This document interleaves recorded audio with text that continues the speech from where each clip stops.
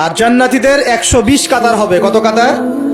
120 কাতার। তার মধ্যে 80 কাতার হবে উম্মতে মুহাম্মাদি, বলেন সুবহানাল্লাহ। আর এই উম্মতে মুহাম্মাদির মধ্যে আরো 70,000 স্পেশাল মানুষ আছে। কত হাজার?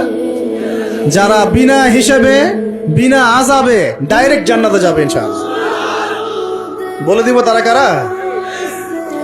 70,000। তবে অন্য একটা হাদিসে আসছে যে প্রত্যেক হাজারের সাথে আরো 70,000। তবে শর্ত কঠিন। কিরকম শর্ত? সাহাবীরা বসে ডিসকাস করছেন কে হতে পারে তারা। কেউ বলছেন তারা হয়তো প্রথম দিকের মুসলিমরা হবেন, কেউ বলছেন তারা হয়তো মুজাহিদরা হবেন, কেউ বলছেন তারা বদর যুদ্ধের সাহাবীরা হবে ইত্যাদি। তখন নবী সাল্লাল্লাহু আলাইহি ওয়াসাল্লাম আবার চলে আসলেন, ব্যাক করলেন। ব্যাক করে বলছেন তোমরা কি এই বিষয়ে কি বিষয়ে কথা বলছিলে? তখন সাহাবীরা বললেন আমরা তো ডিসকাস করছিলাম যে কারা হতে পারে সেই 70,000। নবীজি বললেন শোনো, ওই 70,000 মানুষ, এক নাম্বার, ওই 70,000 মানুষ পাখি উড়িয়ে ভাগ্য গণনা করে না। প্রথম কাজটা কি? মানে তারা ইসলাম এত কঠিন ভাবে পালন করে যে পাখি উড়িয়ে ভাগ্য গণনা বা হাত দেখা, রাশিফল, এরকম শিরিকের ধার কাছেও নাই। তার শিরিকের ধার কাছেও নাই। দুই নাম্বার, তারা আগুনের শেকা বা উল্কি দিয়ে, এই ট্যাটু আছে না, ট্যাটু উল্কি আঁকে আগুন দিয়ে, এই ধরনের ট্যাটু উল্কি তারা আগে না শরীরের মধ্যে। এইসব কুলক্ষণে সুলক্ষণে তারা বিশ্বাস করে না। তিন নাম্বার, তারা অবৈধ ঝাড়ফুঁক করে না। অবৈধ ঝাড়ফুঁক করে না। বৈধ ঝাড়ফুঁক করা যাবে। সূরা ফাতিহা পড়ে ঝাড়ফুঁক করা যাবে, সূরা ফালাক নাস ইখলাস পড়ে পড়া যাবে, আয়াতুল কুরসি পড়ে পড়া যাবে, কোরআন হাদিস দিয়ে ঝাড়ফুঁক করা যাবে। কিন্তু অবৈধ কিছু ঝাড়ফুঁক আছে না, তান্ত্রিক কবিরাজদের কাছে মানুষ করে, এগুলো করা যাবে না। আর 4 নাম্বার হচ্ছে তারা সর্বাবস্থায় এক আল্লাহর উপরে তাওয়াক্কুল করে, ভরসা করে, আল্লাহর প্রতি তাওয়াক্কুল করে। এরা হচ্ছে সেই 70,000 মানুষের মধ্যে থাকবে ইনশাআল্লাহ। এক সাহাবী দাঁড়িয়ে বললেন, ওয়াকাশা দাঁড়িয়ে বলছেন যে ইয়া রাসূলুল্লাহ, আমার জন্য দোয়া করেন, আমি যেন সেই 70,000-এর মধ্যে থাকতে পারি। তো নবীজি বললেন হ্যাঁ, তুমি 70,000-এর মধ্যে একজন। এরপর আরো 2জন সাহাবী দাঁড়িয়ে গেলেন, আমার জন্য দোয়া করেন। নবীজি বললেন না, ওয়াকাশা অগ্রগামী হয়েছে। এভাবে সবার জন্য দোয়া করতে থাকলে দরজা কি হতো? বন্ধ হয়ে যেত। এই দরজা খোলা আছে। এই যুগের মানুষও হতে পারে না?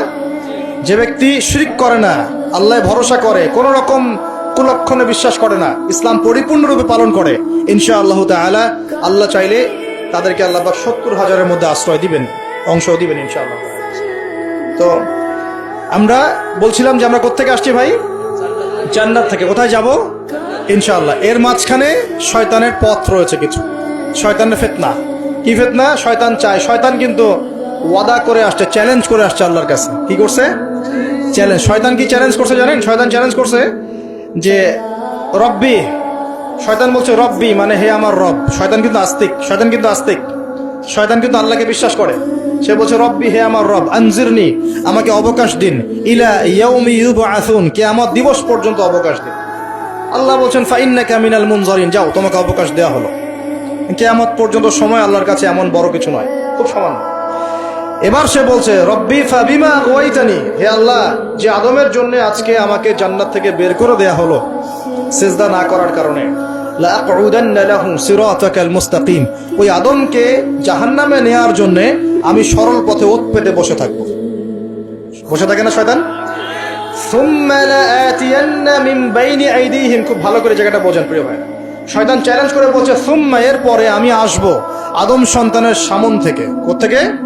এই সামন থেকে মানে অর্থ হচ্ছে দুনিয়া, মানে আপনাকে দুনিয়ার সমস্ত ফিতনায় এসে প্রলুব্ধ করে রাখবে। কারণ দুনিয়া চোখের সামনে দেখা যায় না, দেখা যায় দুনিয়ার অভাবের ধোঁকা দিবে, বেকারত্বের ধোঁকা দিবে, হতাশা, এইটা সেইটা, স্বামী স্ত্রীর ফিতনা, পরিবারের ফিতনা, সামাজিক ফিতনা, আপনাকে দুনিয়ার এই ফিতনায় এসে ব্যস্ত রাখে না।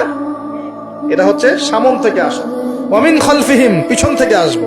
পিছন থেকে মানে আপনাকে পরকাল সম্পর্কে হতাশ করে দিবে এবং পরকাল সম্পর্কে আপনাকে কুধারণা সৃষ্টি করবে এবং পরকাল সম্পর্কে আপনার মধ্যে একটা গাফিলতি সৃষ্টি করে দিবে যে পরকাল না, পরে দেখা যাবে। হ্যাঁ, পিছনে কি আছে? পরকাল না? তো পিছনটা পরকাল। তো পরকাল আসবে যখন, তখন দেখা যাবে। হ্যাঁ, বৃদ্ধ হলে তখন তওবা করে নিব, এখনো কি তাড়াহুড়ার কি আছে, পরে দেখা যাবে শেষ বয়সে। এরকম করে আপনাকে ভুলিয়ে ভালিয়ে রাখবে পিছন থেকে।